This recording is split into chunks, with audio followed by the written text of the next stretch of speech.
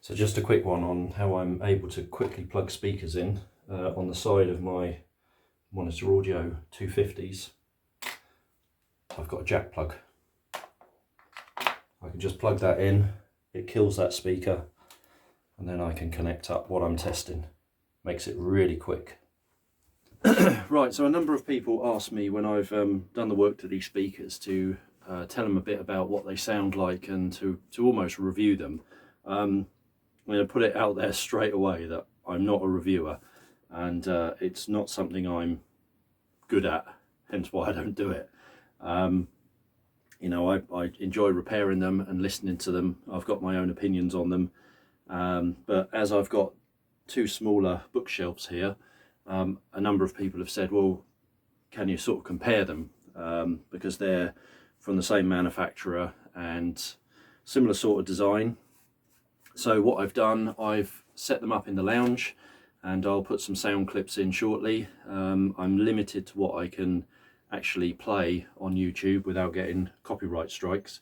Pretty sure the 2 tracks I'm going to use, I can use. I've heard Kevin from Dittonworks playing them, so I'm assuming it's going to be all right, but there you go.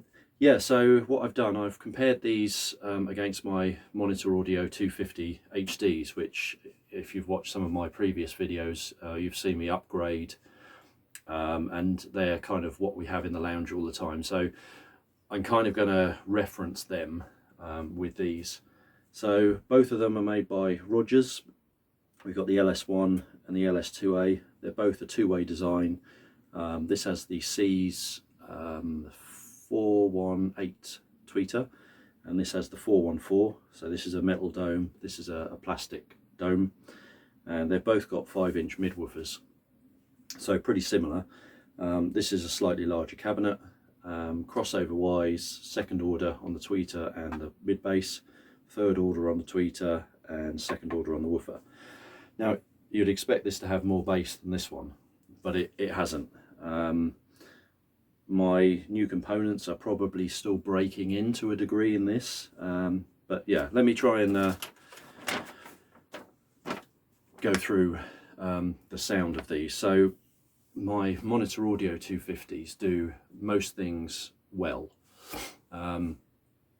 Since upgrading them, the tonal qualities of them are very, very good, and they integrate really well with my sub, and I've spent a lot of time getting that right. They're an on-wall speaker, so they won't image, or they won't really disappear. Some tracks they do, believe it or not, but yeah, that's kind of the limitation and the compromise really for having them neat on the wall. But anyway, let's start with the LS1.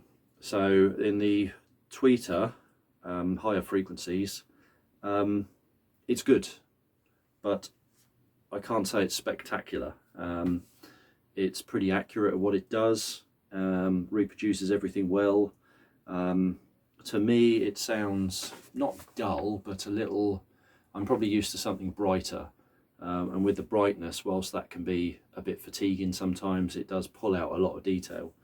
In the mid-range, again, nothing to complain about. It's good. Vocals are really good. Female voices come across well.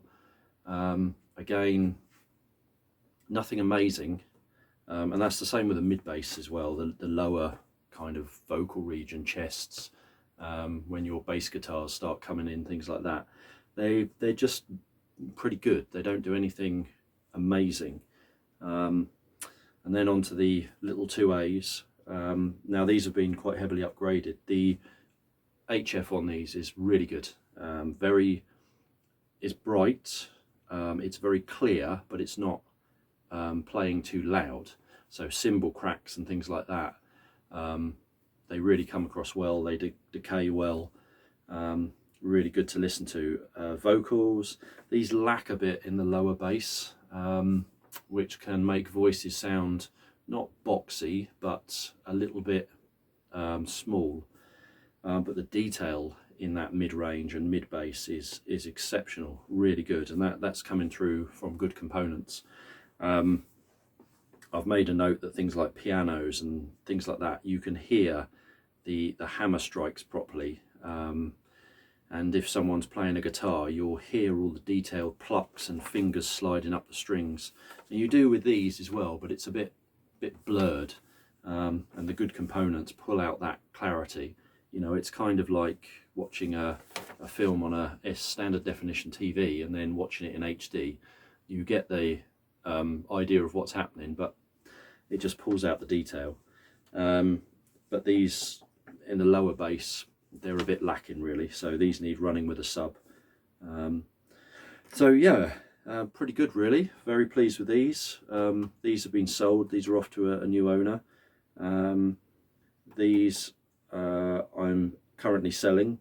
All my speakers come with all the measurements that I take as well. They are thoroughly tested after the work. But yeah, hopefully that gives you some sort of idea.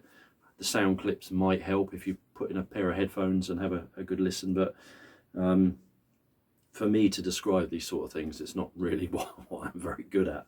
I just like fixing stuff, making it better, and I enjoy listening, but to try and portray that to someone is a bit difficult for someone like me, but there you go. Anyway, catch you all soon.